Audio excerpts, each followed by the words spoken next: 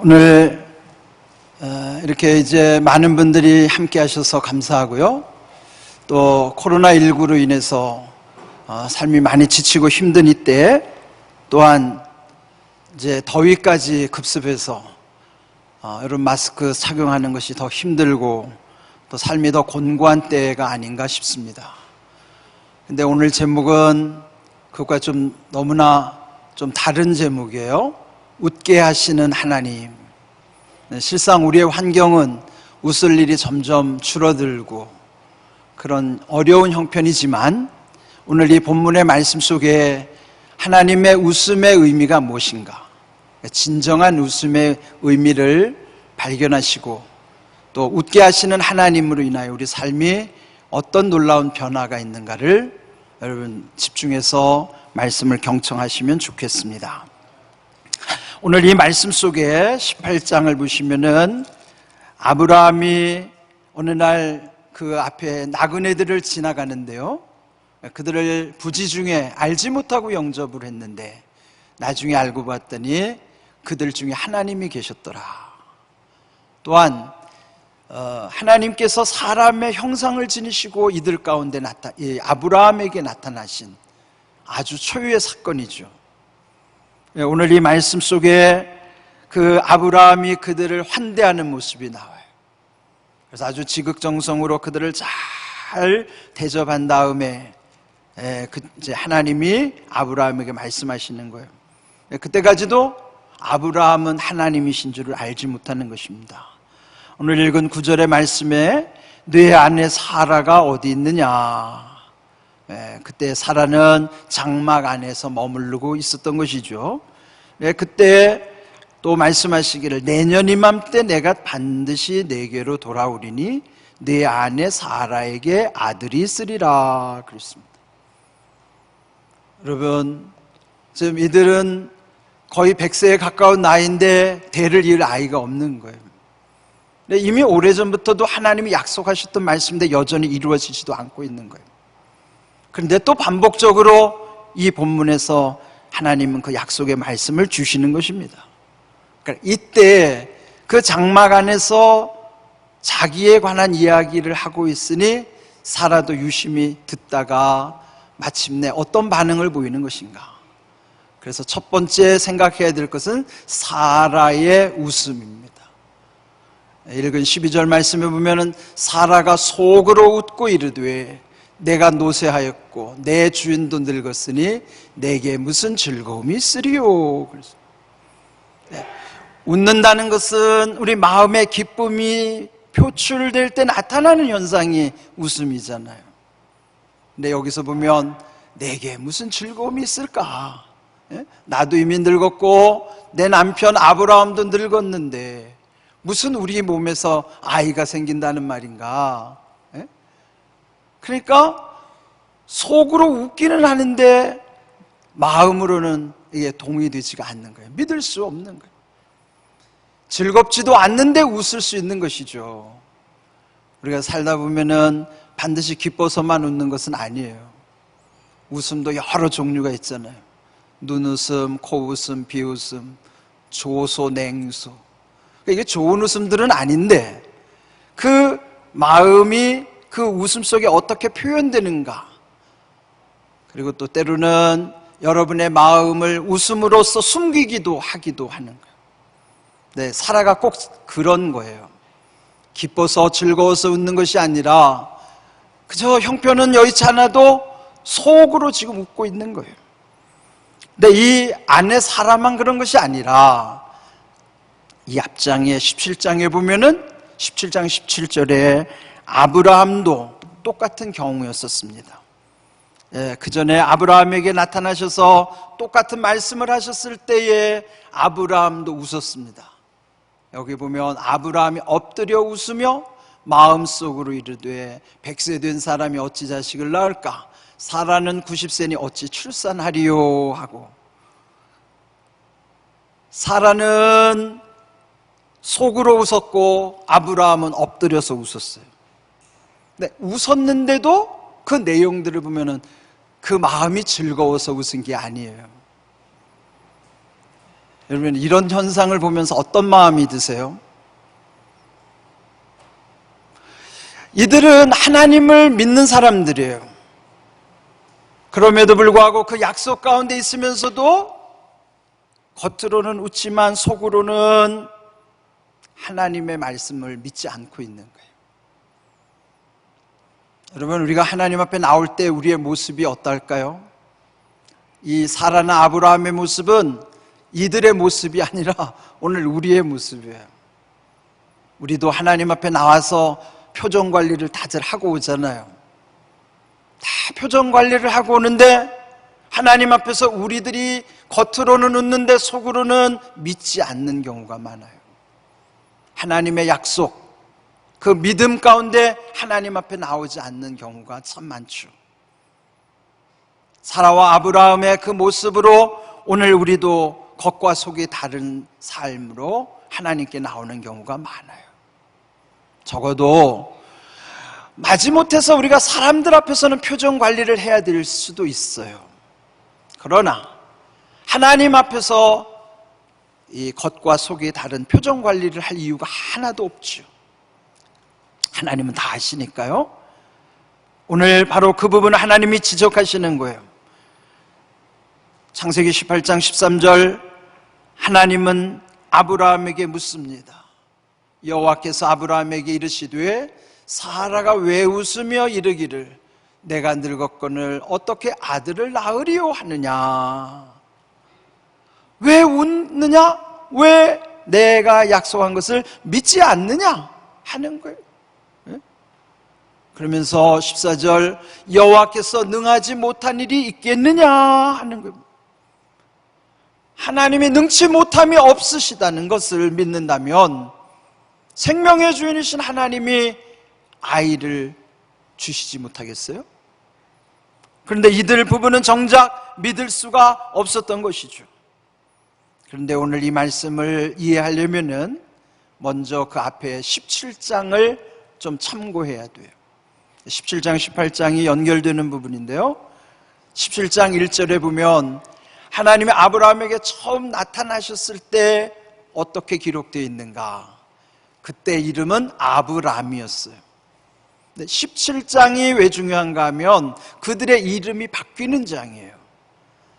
여기 17장 1절에 아브람이 마침내 아브라함으로, 사레가 사라로, 그 이름은 뭐예요? 아브라함은 모든 민족의 아버지라는 뜻이고 사라는 모든 민족의 어머니라는 뜻이에요. 이름의 스케일, 그 뜻으로만 해도 하나님의 약속이 얼마나 큰지 알 수 있잖아요. 그 모든 나라 민족의 아버지와 어머니가 되려면은 하나님이 그들에게 아이를 주셔야만 그 약속이 이루어질 수 있는 것이죠. 그런데 오늘 이 창세기 17장 1절에 보면은 아브라함이 99세 때 하나님이 나타나신 거예요. 그러면서 말씀하시기를 나는 전능한 하나님이라 너는 내 앞에서 행하여 완전하라. 그런 거예요. 여기 18장에서 바울이 이미 이 아브라함이 자기가 고백하잖아요. 17장에서 자기 자신이 먼저 웃으면서 하나님 앞에 고백한 것처럼 100세 된 사람이 어찌 자식을 낳을까, 그런 마음이 있었던 거예요. 여기 이 99세 때도 마찬가지죠. 그에게는 가능성은 없어요. 그런데 어쩌자고 그 무능하고 무기력한 아브라함에게, 99세 된 아브라함에게 하나님은 완전하라고 명령하고 계실까? 그 형편은 전혀 충족되지 않음에도 불구하고 하나님은 아브라함에게 완전하라고 말씀하시는, 이것이 어떻게 가능할까요? 그 앞에 하나님의 하나님 되심을 전제할 때만 가능한 거예요. 나는 전능한 하나님이라. 흔히 여러분 많이 들었던 엘샤다이란 뜻이에요. 히브리어로 엘샤다이, 전능하신 하나님. 그분은 99세 된 아브라함도 완전하게 하실 수 있는 거예요. 그러니까 99세에 된 아브라함에게 가능성이 있는 것이 아니라 전능하신 하나님께 가능성이 있는 거예요. 그래서 하나님이 그 말씀을 이 아브라함에게 말씀하신 것이죠. 아예 그에게 말씀하시기를 17장 19절에는 아이의 이름까지 지어주시는 것을, 내 아내 사라가 아들을 낳을 것인데 너는 그 이름을 이삭이라 하라. 그래서 이삭의 뜻이 뭐예요? 웃음이란 뜻이에요. 예? 하나님이 말씀하실 때 이 아브라함이 웃었어요. 그러니까 웃은 아브라함을 보고 너의 아들 이름이 웃음이다. 예? 웃었다고 아들 이름도 웃음으로 지어준 거예요. 예? 이들 부부가 속으로 웃고 엎드려 웃었어도 하나님이 그 마음의 중심을 다 보신 거예요. 그 아들 이름까지도 웃음으로 지어줬어요. 그리고 이 사실을 어떻게 확인하게 하셨는가? 그게 이제 오늘 중요한 말씀. 그 말씀이 이루어진 게 언제냐면 21장에 있어요. 21장 6절에 사라가 마침내 이렇게 고백해요. 사라가 이르되 하나님이 나를 웃게 하시니 듣는 자가 다 나와 함께 웃으리로다. 여기에 이 말씀은요, 이전에 자기가 속으로 웃을 때, 남편 아브라함이 엎드려서 웃을 때, 그들의 모습 속에는 믿음이 없이 그냥 겉으로만 웃는 모습인 거예요. 그런데 마침내 전능하신 하나님의 그 능력이 이루어지는 때, 이삭을 낳고 나서 과거를 돌아보았더니 하나님은 나를 웃게 하시는 하나님. 그러면서 여기 중요한 게 뭐냐면 이제부터 이 사실을 듣는 자들이 다 나와 함께 웃으리로다. 이렇게 시제를 잘 파악하셔야 돼요. 나를 웃게 하셨던 것은 과거의 사건인데 이 과거의 사건을 경험한 나로부터 이 이야기를 듣는 모든 사람들, 그들도 나와 함께 웃을 것이다. 이건 미래에 그렇게 되는 거예요. 그 누구죠? 저와 여러분이에요. 여전히 우리도 전능하신 하나님이라고 고백하면서도 사실은 이 아브람과 이 사라처럼 겉으로는 웃는데 속으로는 믿지 않아요. 그런 경우가 많아요. 우리 인생에 웃는 것 같은데 웃는 게 아닌 거예요. 우리의 믿음 속에도 그렇단 말이죠. 그런데 마침내 이 사라는 자기의 과거와 현지에 그리고 미래까지도 믿음으로 이것을 다 보게 하시는 거예요. 그렇다면 오늘 우리들이 어디에 있어야 할 것인가를 살펴봐야 돼요. 오늘 우리 자신들도 이 말씀 앞에 때로는 하나님의 능력을 의심할 때가 있어요. 어쩌면 아브라함에게 있어서 자기의 환경을 보고 이건 안 될 거야 라는 것이 더 합리적일 수 있어요. 그런데 하나님은 그런 것을 원하시는 게 아니에요. 우리가 믿는 믿음은 내 정도 수준에서 결정하는 믿음이 아닌 거예요. 믿음은 전능하신 하나님을 믿고 신뢰하는 거예요. 그것으로부터 믿음이 시작하는 것입니다. 나의 믿음의 출발점이 거기서부터 오는 것입니다. 우리 모두가 전능하신 하나님을 믿으면 그 하나님의 약속 가운데 나는 99세 된 아브라함처럼 무능할지라도 무기력할지라도 그 약속 가운데서 하나님이 우리를 통해서 이루게 하시는 줄로 믿습니다. 그 전능한 하나님은 모든 것을 하실 수 있는, 함께 하시는 하나님은 하게 하시는 하나님인데 마침내 사라를 웃게 하신 하나님. 여기 21장 6절 하나님이 나를 웃게 하심으로 이제부터 나와 같은 형편에 살았던 모든 불신앙의 사람들이 이런 모든 불신앙을 극복하고 이제부터는 웃게 하시는 하나님을 통하여 그 모든 삶이 믿음 가운데 웃을 일들이 더 많아지기를 이 사라를 통해서 우리에게 말씀해 주시는 거예요. 우리의 믿음은 사라가 말한 이 21장 6절처럼 하나님이 나를 웃게 하시는 그 웃음 속에서 내 삶이 웃을 일들이 더 많아지게 된다는 것을 믿어야 하는 줄로 믿습니다.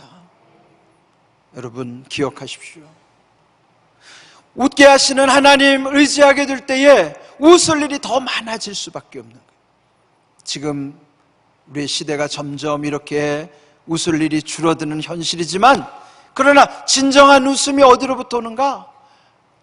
웃게 하시는 하나님, 그래서 우리의 삶 속에 웃을 일이 많도록 하시는 하나님 의지할 때에 우리의 삶 속에 하나님이 함께 하심을 더 많이 체험하게 되는 줄로 믿습니다. 그래서 오늘 이 마지막에 중요한 말씀은 예수님이 우리에게 말씀하신 것처럼 누가복음 18장 27절이에요. 무릇 사람이 할 수 없는 것을 하나님은 하실 수 있느니라. 지금 이 코로나 사태 같은 경우도 인생이 감당하기 어려운 문제죠. 하나님이 지혜를 주셔야 되고, 이 사태의 모든 것들을 하나님께서 다 종료시켜 주셔야 하는 거예요. 우리 사람이 할 수 없는 것이지만 하나님은 하실 수 있다고 하는 사실, 전능하신 하나님을 믿고 의지할 때, 비록 우리의 현실은 웃을 일이 많지 않지만 웃게 하시는 하나님을 믿을 때 우리의 삶 속에 웃을 일이 더 많아지게 하시는 줄로 믿습니다. 오늘 이 귀한 말씀을 기억하십시오. 사라가 옛적에 믿음 없이 웃었던 것 그 차원이 아니라, 이제는 지나고 나니 이삭이 태어난 다음에 하나님이 나를 웃게 하시고 나와 함께 더불어 웃을 사람들이 더 많아진다는 것. 여러분이 먼저 하나님의 은혜 가운데 웃을 일이 많아져야만 여러분의 주변에 있는 많은 사람들에게도 웃을 일이 많도록, 그는 하나님께 우리의 믿음을 다시 세워나갈 때 그런 모든 일들이 우리를 통해서 이루어지게 하시는 줄로 믿습니다. 저는 바라기는 우리 공항교회와 또 공항교회에 속한 모든 가정들, 그리고 오늘 우리의 자녀들, 우리들 자신이 이 사라와 아브라함처럼 웃게 하시는 하나님의 약속처럼 우리의 삶 속에 더 많이 웃을 일을 주시는 것을 믿고 이 곤고한 때를 능히 이길 수 있기를 주님의 이름으로 축복합니다. 아멘.